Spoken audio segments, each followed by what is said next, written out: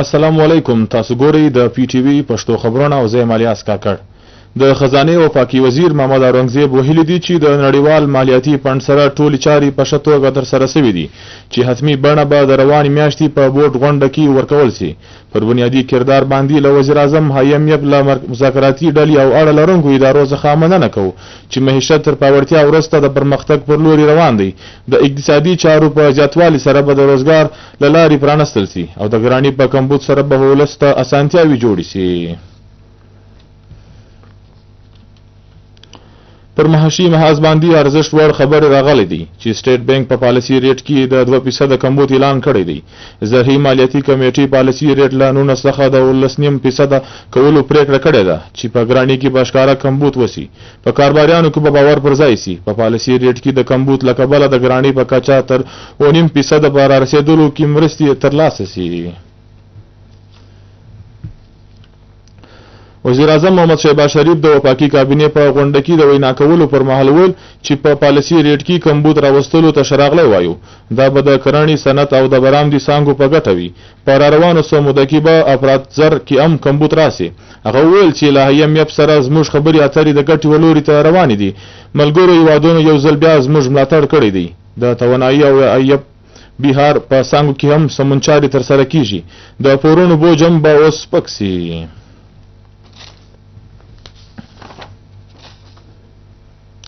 د دفاع وزیر خواجه محمد آصف په قومي اسمبلی کې د خپل خیالاتو د څرګندونې پر مهال وویل چې هیڅ یوه صوبه هم سم د لاسه د کوم هیواد سره خبرې نشي کولی.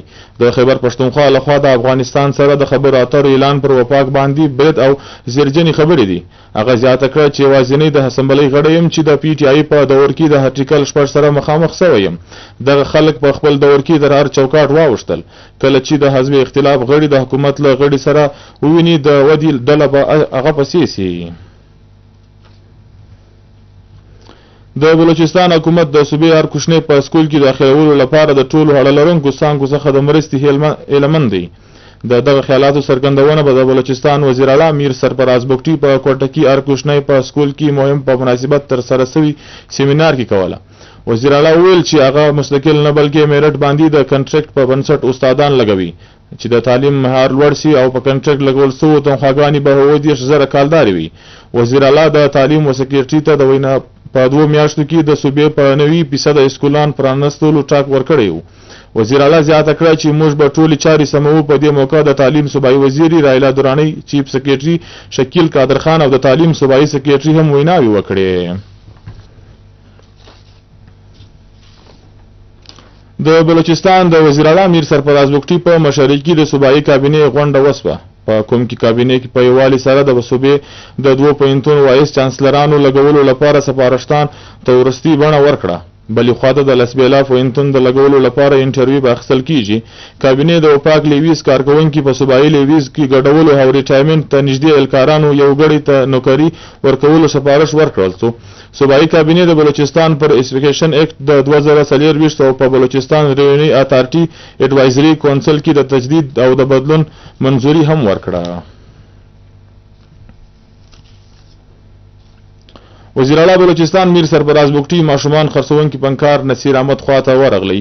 وزیر اعلی د فنکار غوښتنې اوریدنې لپاره د بلوچستان اسمبلی د باندې ولاړی او د فنکار په غوښتنې سمدستي د عمل درآمد احکامات جاری کړ. وزیر اعلی هدایت وکړي چې فنکار ته د معاوضه د ورکولو سره مکمل د دارو درمل او الکتریک چیر ورکول شي. د فنکار سره خبرو پکولو میر سرفراز بګټي وویل چې ستا ماشومان زما ماشومان دي، کوم چې زموږ څخه هیڅوک نشي اخیستی. ماشومان د خرڅونکو بینر د دومره خطرناکو چې په کتو یو ګام مخته نسم تللی. د ماشومان خرڅ به څنګه سمبالوم، دا زما ذمہ داری ده.